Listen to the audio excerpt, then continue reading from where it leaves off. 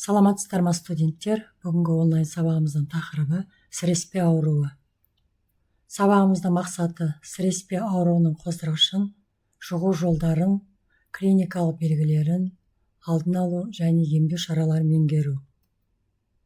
Сіреспе жіті өтетін рефлекстік қозуы артып, бұлшық еттерінің сіресіп тартылуымен ерекшеленетін жұқпалы ауру. Сіреспемен барлық сүтқоректі жануарлар ауырады, сонымен қатар адамдар да ауырады. Жұқтыруға ең сезімтал жануар жылқы, одан соң қой, ешкі, сиыр, шошқа, ит, мысық, осы жануарлар бейімделеді. Қоздырушысы кластридиум тетани, жіңішке, ұзынша таяқша, жылжымалы, қауашық түзбейді. Түбегейлі ауасы бағасыз микроб, өсіндіде 2-3 тәулік өткен соң микроб клеткасының бір жақ шетіне тамам орналасқан домалақ диаметрі микробтың өзінен гөрі жуан спора түзеді. Сондықтан оның пішіні барабан таяқшасына ұқсас болады. Қоздырушы және тетаноспазмин, тетанолизин деп аталатын екі құрама бөліктен тұратын өте күшті экзотоксин бөледі. Бұлар жүйке торшаларын зақымдап, бұлшық еттерді қарыстырады және эритроциттерді ерітеді. Микроб нәжіспен сыртқы ортаға шығады. Топырақта ұзақ уақыт уыттылығын жоймай сақталады. Ауру жұғымтал емес. Табиғи жағдайда оның қоздырушысы жануар денесі жарақаттанғанда енеді. Топырақпен, шаң тозаңмен немесе көңмен жарақаттанғанда, хирургиялық технологиялық операциялар кезінде, жас төлдің кіндігі арқылы аналық мал төлдегенде акушерлік көмек көрсету, асептикалық ережелерге сай жүргізілмесе, басқа да денені жарақаттаумен қатар шараға микроб түсуіне мүмкіндік тудыратын жағдайларда сіреспе ауруы енеді. Ұлпаға түскен споралар тек ауа жоқ жағдайда ғана өсіп-өнеді.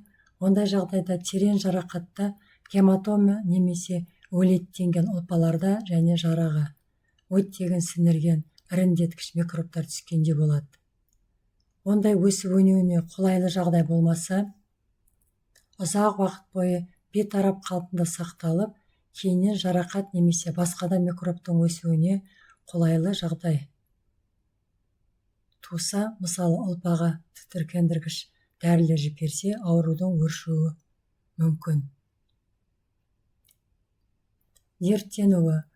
Қолайлы жағдайда сіреспе таяқшасы денеге енген жерінде өсіп-өніп, токсин бөліп шығарады.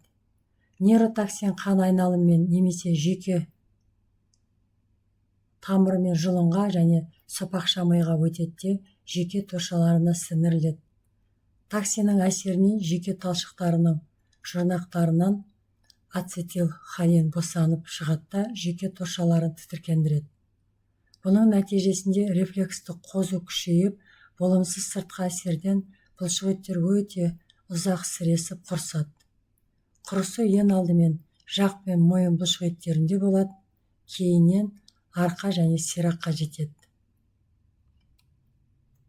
Өтуі мен симптомдары. Жасырын кезеңі 3 күннен 3 аптаға дейін. Ауру жіті өтеді. Аурудың жылқыда алғашқы белгісі басы мен жағының бұлшық еттерінің қарысуы байқалады. Жем шөпті шайнап жұтуының қиындауы болады, зорланып, әрең жүріп, құлағы қимылдамай, 3-ші қабағының көзі жабылады. Аурудың өршіген кезінде мойын, арқа, құрсақ бұлшық еттері жиырылып, қатая бастайды. Қабырға аралық бұлшық еттер мен бронхолардың сіресіп жиырылуының нәтижесінде өкпеге ауаның жетуі қиындап, жануар жиі және үстірт демалады. Күйісті жануарлардың күйіс қайтаруы тоқтап, тас қарын қызметтің бұзылуына байланысты темпания байқалады.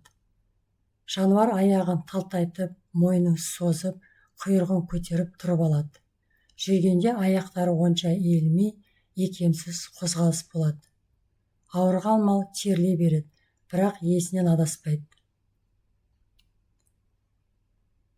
Патологоанатомиялық өзгерістерге келетін болсақ, бұлшық еттердің түсі піскен етке ұқсас, әр жері қанталаған, бауыр мен бүйректерде дегенерациялық өзгерістер болуы мүмкін. Эпикард пен жүрек еттері мен көкірек пердесі қанталаған, өкпенің қанға толып домбығуы жануардың тұншығып өлуінің себебі болып табылады. Балау, сіреспеге диагноз қойғанда ең негізгі әдіс клиникалық зерттеу, яғни зертханалық тексерулерге негізделіп қойылады. Және де бактериологиялық зерттеулер сіреспені балау үшін қосымша мәліметтер беріледі. Зертханаға бактериологиялық зерттеу үшін жарадан аққан бөлінді, ірін, зақымданған ұлпалардың кесіндісі алынады. Қандай аурулардан біз ажырата білуіміз керек?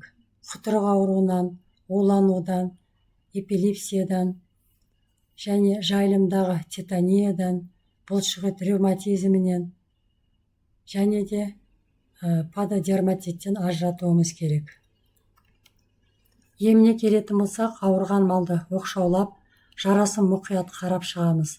Абсцессті жарып, ірінді ағызып, өлі еттенген ұлпаларды алып тастаймыз да, жараны антисептикалық ерітінділермен, йод ерітіндісімен, карбол қышқылымен және калий перманганат ерітіндісімен, сутегінің қос тотығымен, фурацилинмен жуып тазалаймыз. Яғни емдік препараттар, сонымен қатар антибиотиктарда стрептомицин, тетрациклин, пенициллин антибиотик препараттарын қолданамыз.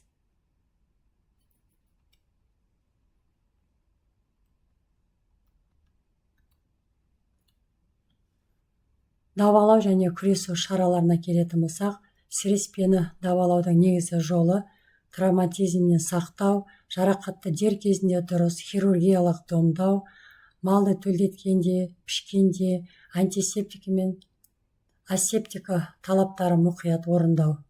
Сіреспе жиі байқалатын жерде, әсіресе бағалы жануарларға операция жасар алдында сақтық ретінде антитоксинді сары су жіберген жөн.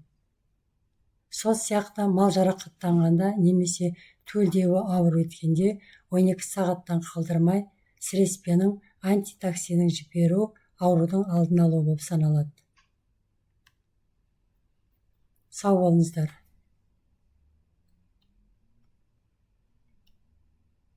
Назарларыңызға рахмет.